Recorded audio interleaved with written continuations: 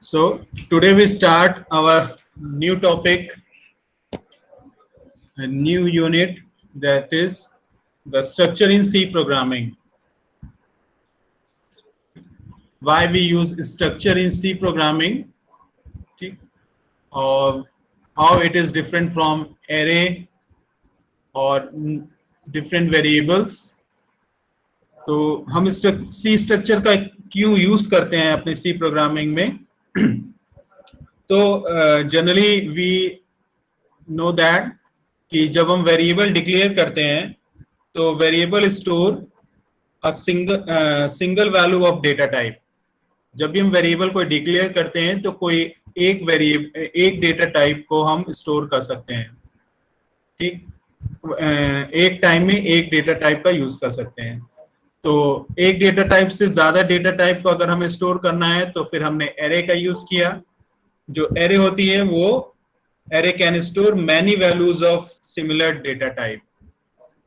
Similar data type values को, एक से ज्यादा वैल्यूज को अगर हमें स्टोर करना है तो हम एरे का यूज करते हैं. ठीक, तो बेसिकली अगर हमें एक वेरिएबल को स्टोर करना है तो हम नॉर्मल वेरिएबल्स का यूज करते हैं. हमें एक से ज्यादा वैल्यूज का यूज करना है तो हम एरे का यूज करते हैं. लेकिन एरे जो होती है, it is a collection of similar data type. That means अगर हमने एरे का साइज डिफाइन किया है 10, तो उसमें जितने भी डेटा टाइप्स, जितने भी वैल्यूज या जितने भी एलिमेंट्स आएंगे उस सिमिलर डेटा टाइप के आएंगे. दैट मीन्स अगर इंट ऑफ साइज 10 डिफाइन किया है तो पूरे 10 एलिमेंट्स जो होंगे वो इंट डेटा टाइप से ही बिलोंग करेंगे. बट बेसिकली अगर हम रियल लाइफ की बात करें तो कई बार हमें ऐसे डेटा क्रिएट करने पड़ते हैं जिसमें एक से ज्यादा डेटा फील्ड्स की जरूरत पड़ती है. फॉर एग्जाम्पल, जैसे एक स्टूडेंट का ही कोई हमें डेटा बेस बनाना है तो स्टूडेंट के डेटा बेस में बेसिकली कौन कौन से फील्ड्स आएंगे? एक स्टूडेंट का नेम आएगा. अब ये जो नेम होगा वो हम या तो कैरेक्टर एरे या स्ट्रिंग में डिफाइन कर सकते हैं. उसके बाद स्टूडेंट का जो सबसे यूनिक आईडी होती है, दैट इज रोल नंबर. तो रोल नंबर को हम इंट में डिफाइन करेंगे.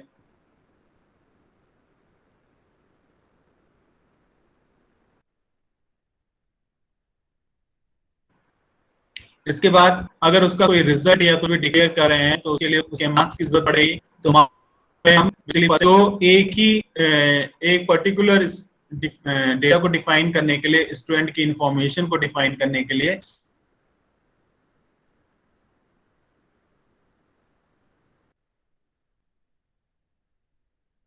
हमें 3 अलग अलग डेटा टाइप्स की जरूरत पड़ रही है. स्ट्रिंग की, इंट की और फ्लोट की. सिमिलर डेटा टाइप्स की इंफॉर्मेशन ही मिलेगी. तो किस तरीके से हम इस तरीके की इंफॉर्मेशन को स्टोर कर सकते हैं? तो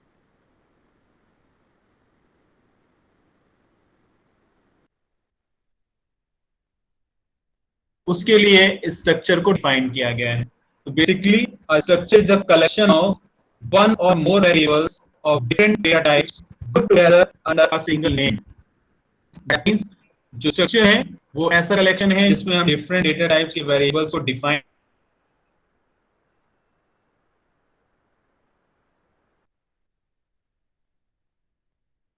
कर सकते हैं और उनको एक साथ एक नाम के अंदर कंबाइन करके रख सकते हैं. ठीक, किस तरीके से उसके स्ट्रक्चर्स को डिफाइन करेंगे? तो बेसिकली अभी तक जो हम पढ़ रहे थे तो उसने एक काम यूज किया, एक से ज्यादा डेटा, एक से ज्यादा एलिमेंट्स को स्टोर करने के लिए. तो अगर हम स्टूडेंट का कोई डेटा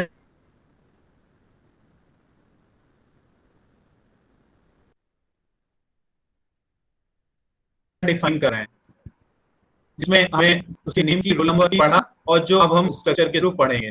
तो बेसिकली हम क्या अभी तक यूज कर रहे थे? Construct individual array of storing name, roll number और मार्क्स. या तो हम स्टूडेंट के डेटा को कलेक्ट करने के लिए अलग अलग इंडिविजुअल एरे डिफाइन करें जिसमें नेम की एरे अलग हो, रोल नंबर की एरे अलग हो, मार्क्स की एरे अलग हो. या तो हम कोई स्पेशल डेटा स्ट्रक्चर क्रिएट करें जिसमें इन सारे डेटा को एक साथ कलेक्ट कर सकें. तो फर्स्ट जो अप्रोच है जिसमें एरे का यूज किया जा रहा है, तो एरे का यूज करते समय किस तरीके से, देखिए एग्जांपल डिफाइन किया गया है यहाँ पे हमने कैरेक्टर नेम के लिए अलग अलग एरे डिफाइन की है, रोल नंबर के लिए अलग एरे डिफाइन की है, फ्लोट मार्क्स अलग एरे डिफाइन की है। फिर मान लीजिए 3 स्टूडेंट्स का हमें डेटा डिफाइन करना है, तो यहाँ पे हमने जो है एक लूप चलाया, ठीक, और लूप के थ्रू अलग अलग नेम, रोल नंबर और मार्क्स डिफाइन कर लिए। इस तरीके से मान लीजिए स्टूडेंट नंबर ऑफ फील्ड्स या नंबर ऑफ स्टूडेंट्स बढ़ते जाएंगे, तो ये जो आपकी लाइन ऑफ कोडिंग है वो और कॉम्प्लेक्स और बढ़ती जाएगी, ठीक। तो इस तरीके से प्रोग्राम बन तो जाएगा, लेकिन और जो है जैसे जैसे प्रोग्राम डेटा हमारा बढ़ता जाएगा उतना ही वो कॉम्प्लेक्स होता जाएगा। तो उसको अवॉइड करने के लिए हम यूज करते हैं सी प्रोग्रामिंग में स्ट्रक्चर। बेसिकली अगर आपने बहुत सारे लोगों ने 10+2 तक C++ आजकल सिलेबस में आ गई है, तो अगर हम C++ आपने पढ़ी होगी, तो जो C++ है वो बेसिकली क्लास एंड ऑब्जेक्ट की तरफ पूरा का पूरा डिफाइन किया गया है। तो क्लास और ऑब्जेक्ट का जो कंसेप्ट है वही बेसिकली सी में स्ट्रक्चर कंसेप्ट होता है। जिस तरीके से हम वहां पे क्लास डिफाइन करते हैं और फिर क्लास नेम डिफाइन करते हैं, उसके अंदर data members, member functions define करते हैं और उसके बाद ऑब्जेक्ट क्रिएट करके उन डेटा क्लास के मेंबर्स और मेंबर फंक्शन को एक्सेस करते हैं। सेम एज इट इज हम सी में स्ट्रक्चर क्रिएट करते हैं। स्ट्रक्चर का एक नेम होता है, स्ट्रक्ट कीवर्ड का यूज करते हैं और उसका एक नाम देते हैं। उसके बाद उसके अंदर different fields, data members define करते हैं। फिर उस स्ट्रक्चर के लिए वेरिएबल क्रिएट करते हैं। उन वेरिएबल्स के थ्रू हम उस स्ट्रक्चर के डेटा मेंबर्स को एक्सेस करते हैं। किस तरीके से एक्सेस करते हैं देखिए। तो what is structure? So a structure in C is a user defined data type that enable us to store the collection of different data types. Different data types का मीनिंग है कि एक से ज्यादा different data types को हम यहाँ पे यूज कर सकते हैं।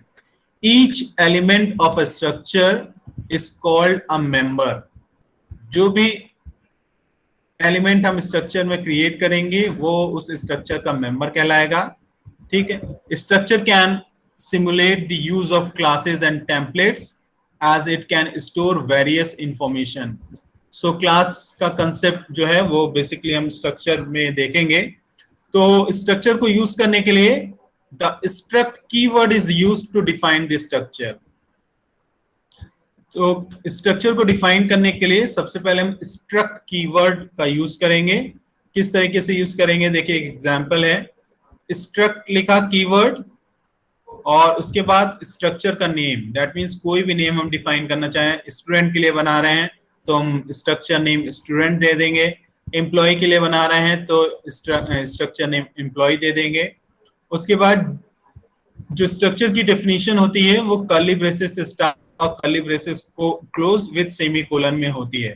उस पर्टिकुलर ब्लॉक के अंदर ही हम स्ट्रक्चर की डेफिनेशन को डिफाइन करते हैं, ठीक। तो उसके बाद जितने भी हमें फील्ड्स डिफाइन करने हैं, डेटा टाइप्स डिफाइन करने हैं, वो डेटा टाइप मेंबर 1 से लेकर मेंबर n तक हम डिफाइन कर सकते हैं।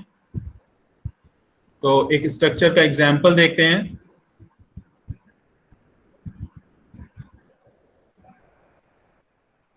देखिए, एम्प्लॉय नाम का स्ट्रक्चर क्रिएट किया है, स्ट्रक्ट एम्प्लॉय। तो यहाँ पे स्ट्रक्ट कीवर्ड है और एम्प्लॉय जो है वो स्ट्रक्चर नेम है।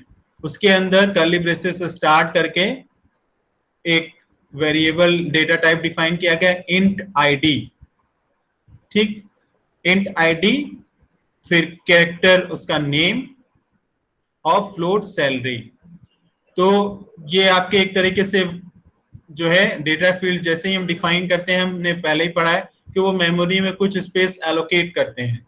तो किस तरीके से स्पेस मेमोरी में एलोकेट करेंगे उसका ये डायग्राम बताया गया है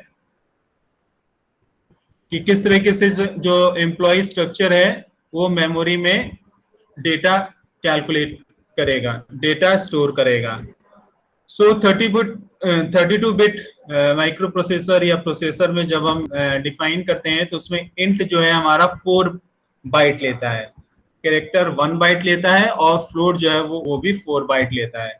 तो यहाँ पे देखिए struct employ int ID character name of size 10 और फ्लोट सैलरी एक स्ट्रक्चर डिफाइन किया गया है और इसको मेमोरी में एलोकेट करते समय इंट आईडी 4 बाइट 1000 से लेकर 1004, उसके बाद जो कैरेक्टर है वो साइज 10 है, एरे है तो 10 बाइट लेगा पर कैरेक्टर 1 बाइट, तो 104 से लेकर 1014 तक 10 बाइट कैरेक्टर के लिए रिजर्व हो गया और उसके बाद 1014 से 1018 तक जो है वो सैलरी के लिए डिफाइन हो गया। तो टोटल बाइट अगर हम कैलकुलेट स्ट्रक्चर की कैलकुलेट करें तो एम्प्लॉय स्ट्रक्चर की जो टोटल मेमोरी आएगी वो आएगी 4 + 10 + 4 = 18 बाइट। तो यहाँ पे इंट के लिए 4 बाइट, कैरेक्टर के लिए 1 बाइट और फ्लोट के लिए अगेन 4 बाइट।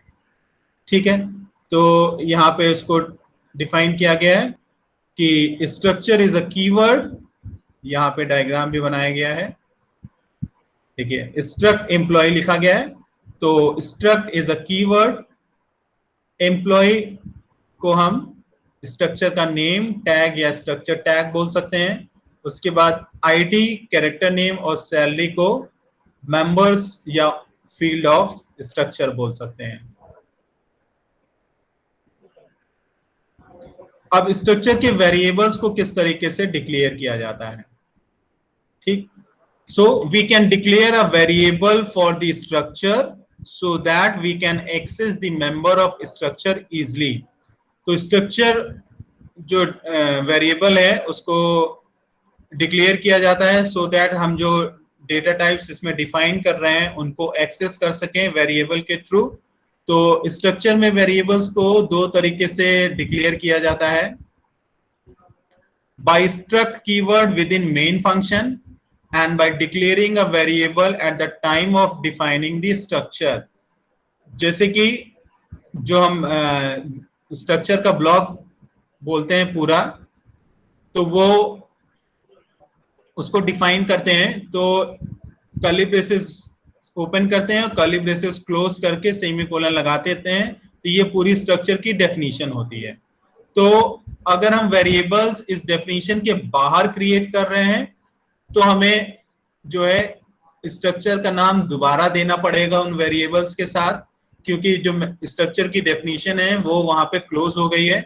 और उसके बाद अगर जो वेरिएबल क्रिएट किया जा रहा है तो उस वेरिएबल को रेफरेंस जो है स्ट्रक्चर एम्प्लॉय का कहाँ से मिलेगा, इसलिए हम उसके साथ जो है स्ट्रक्चर का नेम जरूर लिखते हैं। दूसरा होता है कि हम स्ट्रक्चर की डेफिनेशन के अंदर ही वेरिएबल डिक्लेयर कर देते हैं, तब उस वेरिएबल को स्ट्रक्चर की रेफरेंस या डेफिनेशन की जरूरत नहीं पड़ती है। तो पहला देखते हैं फर्स्ट वे। तो यहाँ पे देखिए स्ट्रक्ट एम्प्लॉय एक स्ट्रक्चर क्रिएट किया गया है, इंट आईडी कैरेक्टर नेम और फ्लोट सैलरी उसके मेंबर्स हैं और सेमीकोलन जो है उसकी डेफिनेशन को कर्ली ब्रेसेस से क्लोज करके सेमीकोलन लगा दिया गया है। तो सेमीकोलन लगा दिया गया, दैट मींस स्ट्रक्चर की डेफिनेशन यहाँ पे क्लोज हो गई। अब जब भी हम उसका वेरिएबल क्रिएट करेंगे तो उसके साथ स्ट्रक्ट एम्प्लॉय रेफरेंस जरूर यूज करेंगे। क्यों यूज करेंगे, देखिए this variable E1 and E2 can be used to access the value stored in this structure.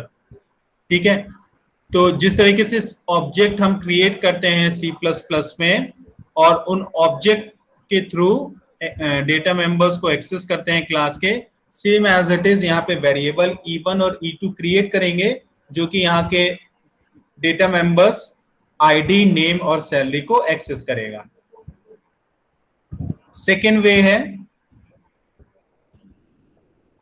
Second way में स्ट्रक्चर एम्प्लॉय डिफाइन किया गया है और फिर वही 3 डेटा टाइप्स आईडी नेम और सैलरी डिफाइन की गई है, लेकिन यहाँ पे देखिए कर्ली ब्रेसेस क्लोज होने के बाद सेमीकोलन नहीं लगाया गया है, पहले वेरिएबल डिक्लेयर किया गया है E1 and E2 और उसके बाद सेमीकोलन लगाया गया है।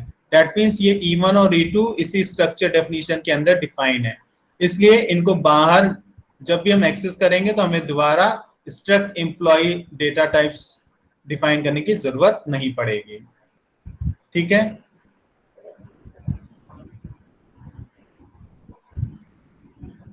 अब जितने भी मेंबर्स हैं स्ट्रक्चर के, उनको हम किस तरीके से एक्सेस कर सकते हैं।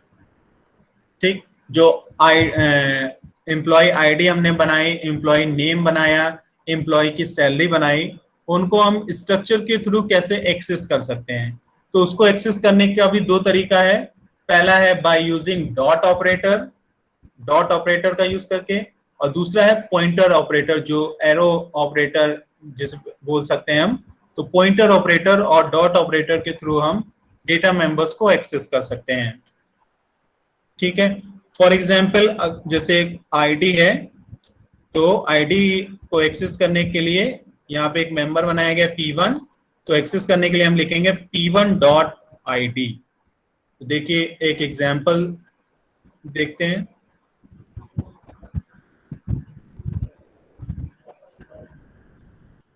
यहाँ पे देखिए एक एम्प्लॉय नाम का स्ट्रक्चर क्रिएट किया गया है। उसके बाद एक इंट आईडी डेटा मेंबर पहला, और दूसरा डेटा मेंबर डिफाइन किया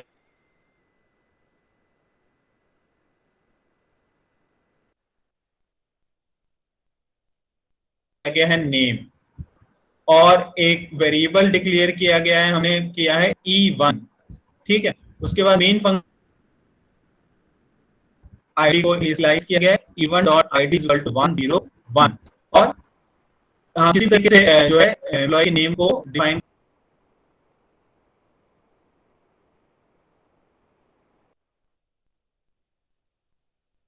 कर सकते हैं, या एंटर करा लें, या तो स्ट्रिंग कॉपी के थ्रू E1 डॉट नेम जो है कुछ भी हम नाम जो है यहाँ पे सेव कर सकते हैं। उसके बाद उसको प्रिंट कराने के देखिए प्रिंटर में क्या लिखा गया है, employee 1 ID E1 dot ID, और एम्प्लॉय का नेम के लिए E1 डॉट नेम। तो डॉट ऑपरेटर का यूज करके उसकी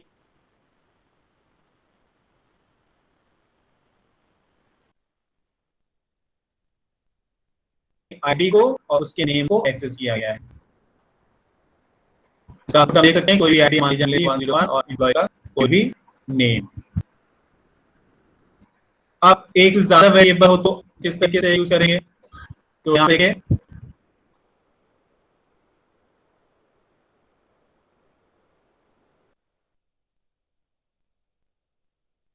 एम्प्लॉय, उसके बाद आईडी, उसका नेम और सैलरी, और जितने नंबर ऑफ वेरिएबल्स हम चाहे डिक्लेयर कर सकते हैं, E1 E2 E3 E4 E5, और सबको ही एक्सेस करने के लिए हम आईडी एक्सेस करना है तो हम उस पर्टिकुलर वेरिएबल का नेम डॉट आईडी लिखेंगे। जैसे यहाँ पे E1 डॉट आईडी लिखा है, E1 डॉट सैलरी लिखा है। अब वेरिएबल 2 के लिए एक्सेस करना है तो हमने E2 डॉट आईडी लिखा और E2 डॉट सैलरी लिखा। इसी तरीके से E4 E5 E6 जितने नंबर ऑफ वेरिएबल्स आप डिक्लेयर करें और उनके मेंबर्स स्ट्रक्चर के मेंबर को हम एक्सेस कर सकते हैं।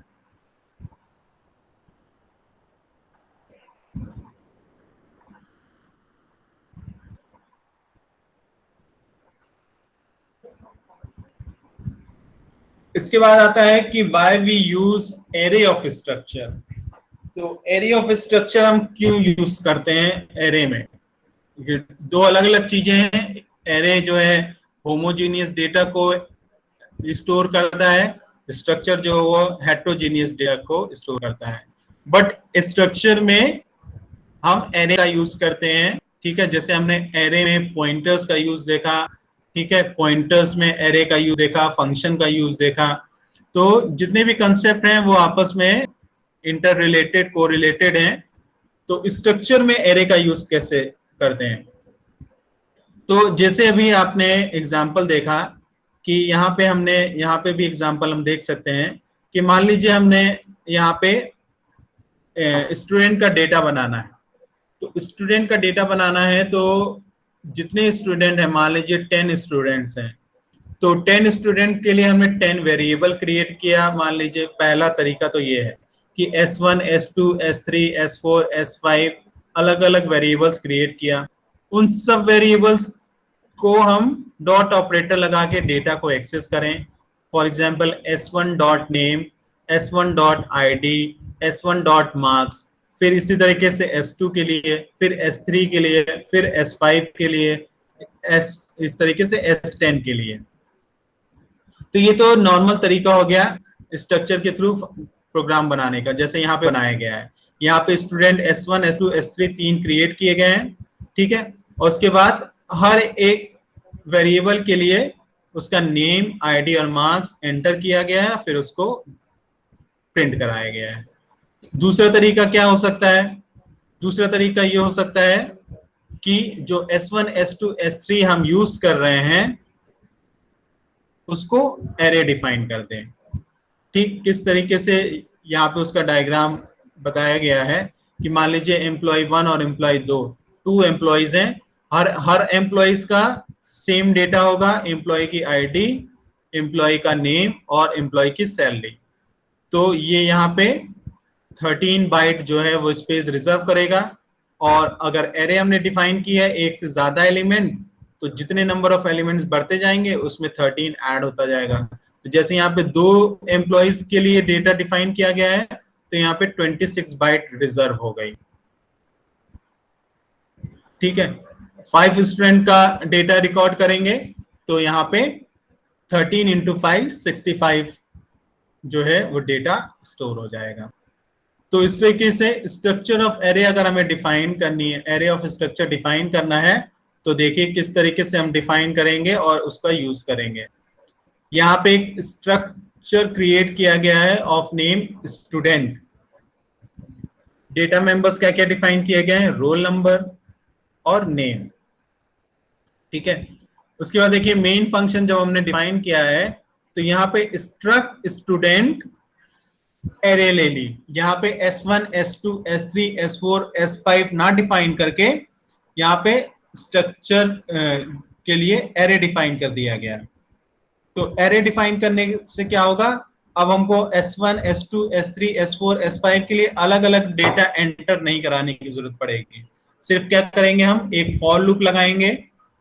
For I is equal to 0, I is less than 5, I plus plus, और लूप के थ्रू उसके रोल नंबर्स को एंटर करेंगे।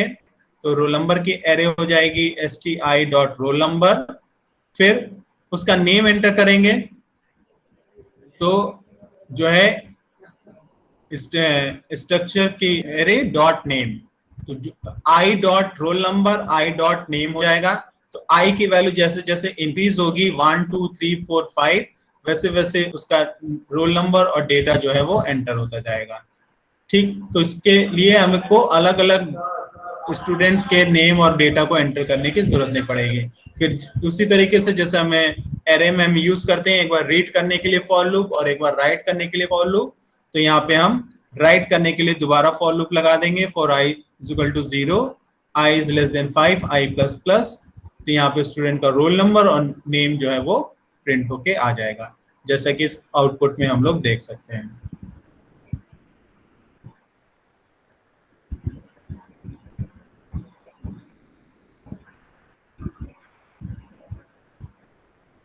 ठीक है।